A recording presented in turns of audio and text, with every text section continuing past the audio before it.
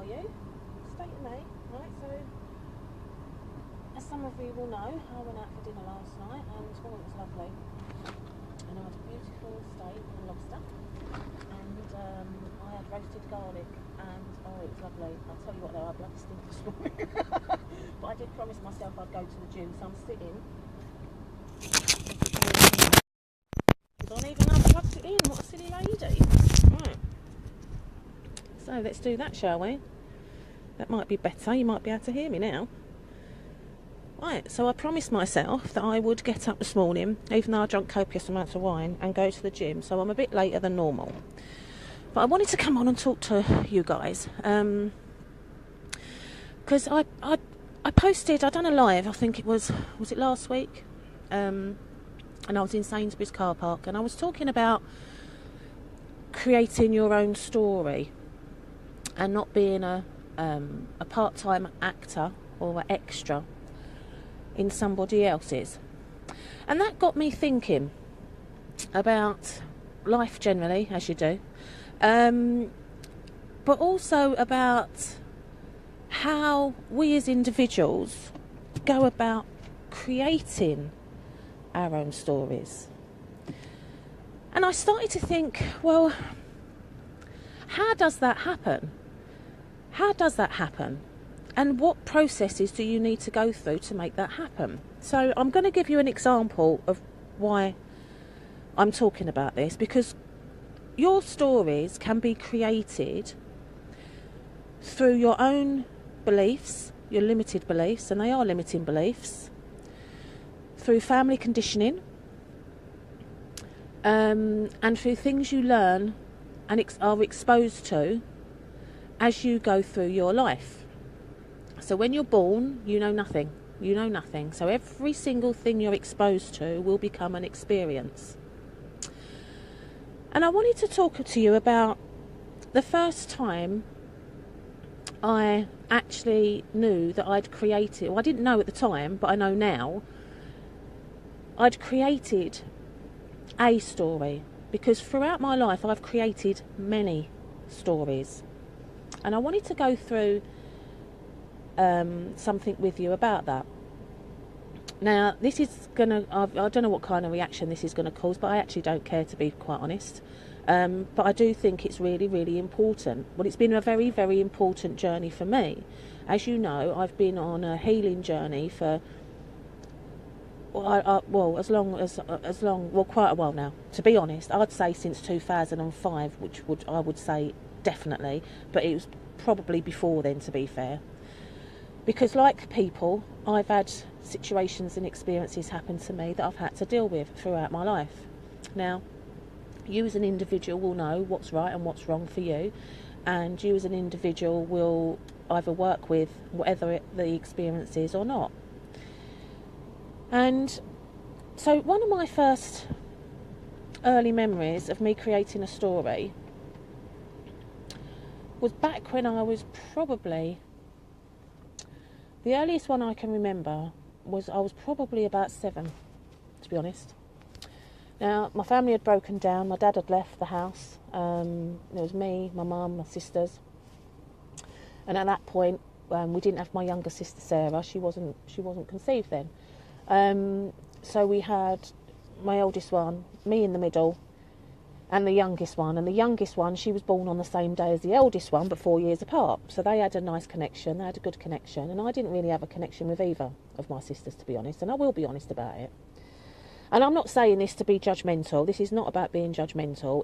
I just want to give you a scenario for me of where I created my first story in my life. And it was the circumstances. It was circumstantial, okay? And partly family conditioning. So you could say middle child syndrome. People call it middle child syndrome. I would like to say that actually I felt invisible. So this is me. This is what I'm telling you. I felt invisible when I was a kid because I was that middle child. The other two had a connection, and I kind of was pretty much left to my own devices, to be honest, just to get on with stuff. And I did used to get on with stuff. And I think I was around 7 And I was actually sexually abused by one of the neighbours when I was 7. Kept that to myself. And I kept that to myself because I didn't know how to express what had happened to me. I actually didn't know how to express it. Firstly, I was a young child. And secondly, I had no connection with my family where I could sit down and try and, as a 7-year-old, to try and have that type of conversation.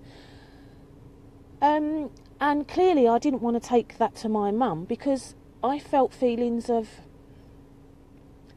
although I knew it was wrong, I felt kind of like I made it happen for some reason. I don't know. I know I'm a 7-year-old kid, you know, I knew nothing really when you think about it.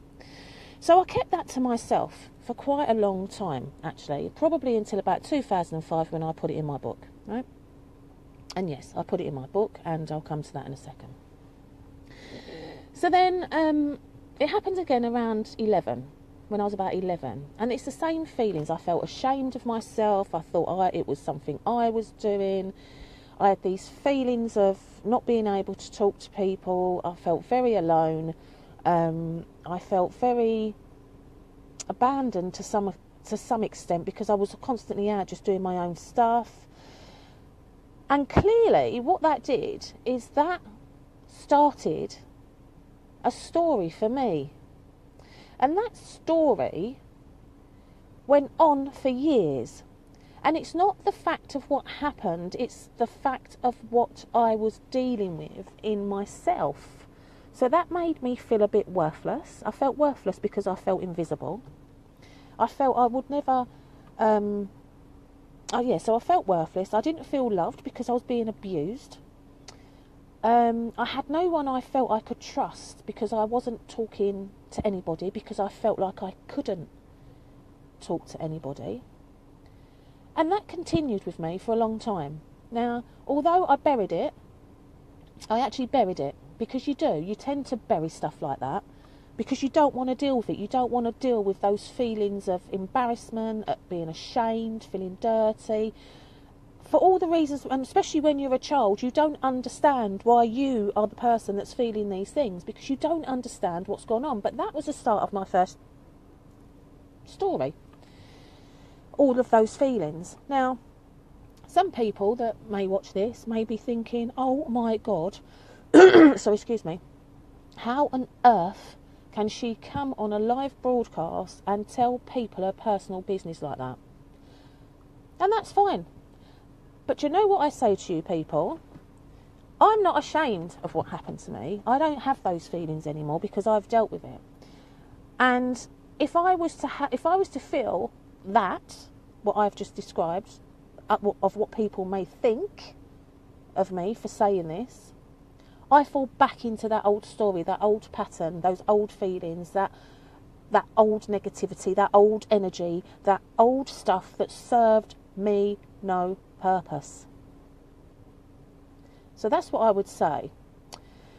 The reason I felt compelled to come and just talk about this is because I know that there's a lot of people out there that will resonate, not necessarily with being abused, but creating your own story.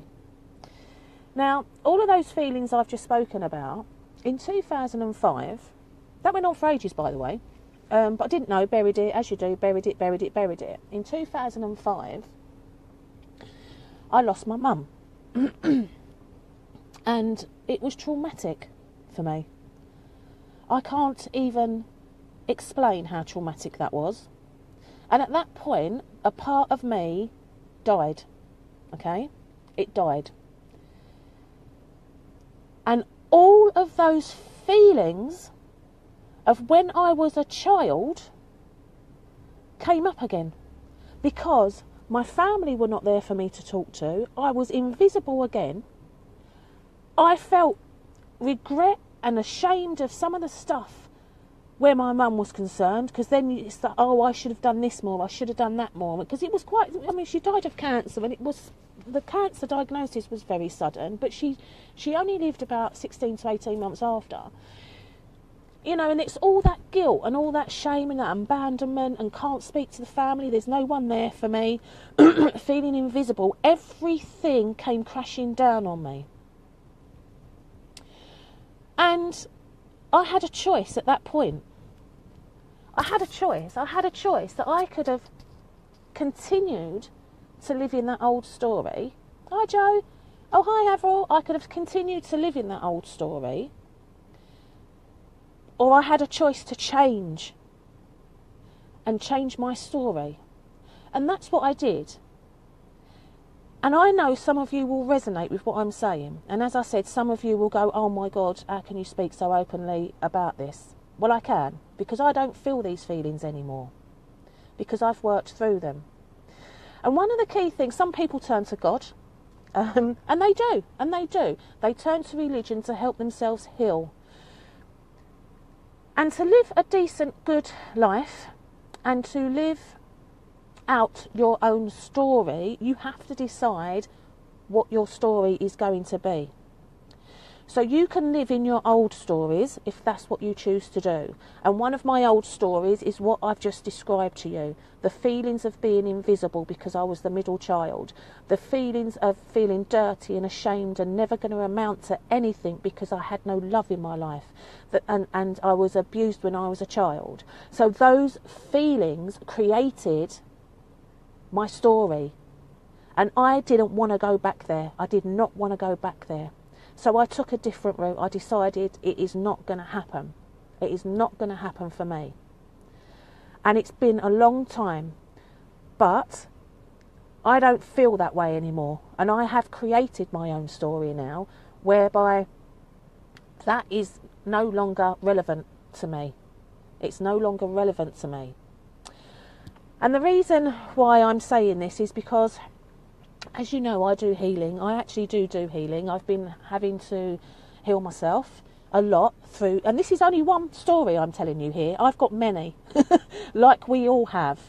We all have many stories that are influenced by other people, family conditioning, people's experiences you get yourself involved in, which are not necessarily your story. But if you take on board all of that, they become your story. It's a difficult one to explain, and I hope I've done a half-decent job of trying to explain how I worked through, you know, some of my stuff. But there was something that was really, really powerful for me that came up when I did a meditation. And a meditation I did, and this was last year now, to talk to my inner child, right? And I thought, really? Can you do that? Well, yeah, you can, right? So I did this meditation, and it was in a group. I'm in this beautiful, beautiful group, right? And they are such beautiful people in this group. And that's where I found my mentor. And so I did this meditation, and this meditation was finding your inner child. And so we went through the process of meditation, and I found my inner child. And there she was, this little she was about 5 years old. This was before my first memory of the story. Okay? Joe, yes, I know you can, because I speak to my higher self, I'll come back to that, actually, because that's a very good point. So I found my inner child, and there she was, this little 5-year-old, all sweet and innocent, and she looked absolutely petrified. She was petrified. I could see it, I could feel it. But it was me, that was my feelings, they were my feelings of fear, and knowing everything that was going to happen to this little girl, who was me, it was me, this little girl. I knew everything that was going to happen to this little girl, and she looked at me with absolute fear in her eyes, as if to say, how are we going to deal with this? And did you know what I did? I picked up that little girl in this meditation, and I held her so tight, and I vowed to her, that no harm would ever come to her again, and we will be on a discovery of self-love. Because when you live in stories like that, believe me, the love you have for yourself dissipates because you are wrapped up in those emotions of the abandonment, the fear, the not good enough, all of those things, and you do not self-love. And that's another story that I've played out through my life. I could go on about my stories, but there you go. I don't want to go on about them too much. I just wanted to use a few examples, really. So I held her tight as I could, and that little girl, she looked at me, and I could see the love in her eyes, and the love in her heart, and the love in my heart for me as an individual, knowing that I was going to sort this shit out, yeah, and I was not going to have anybody again in my life put me, or it's not really the anybody, it's about me making sure I'm not in those types of situations. But I was also living out at that point a real family drama where all of these emotions came up again. But this time I spoke out, and it got really nasty because I spoke out and I stood up for myself, because I promised that little girl, I promised her, and that little girl is me, that I would not allow anybody to make me feel like that again, ever. So no more invisible Angela Ward, no more invisibility. I have a voice, I'm a compassionate person, and I will speak up. But clearly people don't like that, because if they're used to you not doing that for years and years and years because you're in your place in that corner being invisible, it's a bit of a shock, you know. So I just wanted to share that with you, and I do hope that you found that quite useful. I can't see properly, to be honest, what people are saying here, because I've got my glasses on. But Avril's saying that she's worked through a lot of her stories and have got to the point where she's happy. Oh, that's really lovely. Oh, that's really nice. I'm really glad, actually, Avril, that you can resonate with what I'm saying, because we all do have our own stories, don't we? We do have them. But the key is to not fall into the old patterns, because if you fall into the old patterns, you're literally just going to go round and round and round and round, and you're never going to go anywhere. So Joe said that you can talk to your future too. I haven't actually spoken to my future per se, but I have spoken to my higher self, and I do that quite often, because that higher self is a reminder for me anytime I feel I'm going to fall back into that old story, that old person who I'm no longer. I talk to my higher self, because that higher self is free. She's absolutely free. She dances, she don't care, she's just beautiful. She's just this beautiful light, free. I can't describe her. She's just all the feelings. It's like there's no stress, she's just being, and she's wonderful, my higher self. I love her, and I want to aspire to be like that as much as I possibly can. So every day I do strive. Oh, thank you, Joe. I do strive to try and be that little bit better than I was yesterday as a person. So she helps me to do that. So I do need to go and get in the gym now, because I did promise myself a session, and I'm going to see my beautiful grandchildren today, and I can't wait to just hold them and just give them such a big squeeze and a big hug. I've lost my gym card, and I'm hoping they let me in anyway, so that's going to be that'll be interesting, we'll see. So I'm going to go and do a lovely workout, and I hope that helped anybody. I hope that, and if you want to reach out to me, please do. Please come and talk to me. I do mentoring on subjects like this, purely because I've been through these things. And if you feel I could help you, please do get in contact. But for now, my darlings, I would like to say have a wonderful, fantastic day, and thank you for listening, and I will see you all again. So you take care. Bye-bye. I love you all. Take care.